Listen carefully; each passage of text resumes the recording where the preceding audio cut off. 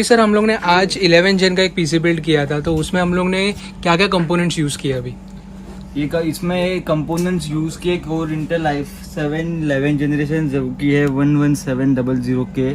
ये प्रोसेसर में आपको ग्राफिक कार्ड की रिक्वायरमेंट नहीं है, विदाउट ग्राफिक कार्ड भी आपको डिस्प्ले आ जाएगा। ओके। इसके साथ बोर्ड जो लगा हुआ है वो asus का है, टफ गेमिंग सीरीज का Z590 प्लस वाईफाई करके। इसमें इनबिल्ट वाईफाई है, 4 रैम स्लॉट्स है, 2 ग्राफिक कार्ड स्लॉट्स है और बहुत सारे और भी फीचर्स दिए हुए हैं। ओके। इसमें जो रैम लगी हुई है दैट इज कॉर्सर की 16 GB की ड्यूल चैनल रैम है, 32 GB की टोटल मेमोरी है, 3200 मेगाहर्ट्ज के विद RGB है। ये वेंजेंस RGB प्रो सीरीज में आता है।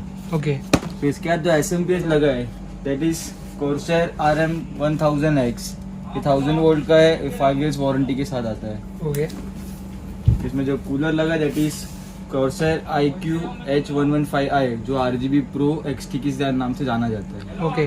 और जो हम लोग स्टोरेज में देख रहे हैं, जो हम लोग ने SSD लगाई है NVMe SSD, वो सैमसंग की लगी हुई है, 970 EVO प्लस करके मॉडल आता है जो NVMe है, 500 GB 1000 जो भी आप लो। इसमें तो 2 TB लगी हुई है। ओके। तो ये जो कैबिनेट है, कैबिनेट मेनली कौन सा है? कॉर्सर का आएगा, IQ 4000 सीरीज में आता है एक सीरीज का। बेसिकली व्हाइट कलर का कॉन्सेप्ट दिया हुआ है, वही फुल ATX कैबिनेट है। ओके। और मेनली ये जो पूरा बिल्ड हुआ है इसमें हम लोग ने ग्राफिक कार्ड इंक्लूड नहीं किया था, क्योंकि उनके पास एक ग्राफिक कार्ड है मेनली उनके पास। तो इसके लिए हम लोग ने ये बजट में पूरा ग्राफिक। तो ये टोटल बिल्ड कितने में पड़ता है हम लोग को? ये टोटल बिल आपको पड़ता है 1.70 के आसपास जाता है। ओके। ओके। तो गाइस ये था पूरा वीडियो। तो आई होप आपको ये वीडियो अच्छा लगा रहेगा। ये पूरा 11 जेन का हम लोग ने वीडियो शूट किया था।